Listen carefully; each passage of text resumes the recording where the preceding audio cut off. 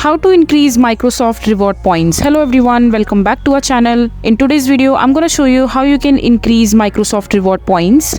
So you can increase Microsoft reward points by doing the stuff that you are doing every day. It's easy and it's free. All you need to do is sign up and Microsoft reward will include in your Microsoft account. Once you have signed up, sign into your Microsoft account to see your current points. You can also see your points total next to your account name on bing.com. So in order to increase your find, you have to buy games and other items from the Microsoft store to earn and increase points, reward points. Searching on the bings.com, sign in and earn 5 points for every search.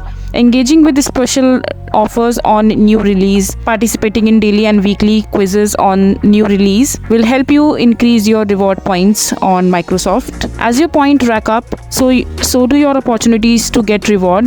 Microsoft make it simple to track your progress toward anything you have got your eyes on, including games, movies, app, gift cards, donation to charity and members, and all the other events. So this is basically how you can easily increase your Microsoft reward points. So that is it for this video. If you find this video to be helpful, make sure to hit that like button and don't forget to subscribe to our channel for more such informative videos, and I'll see you the next time.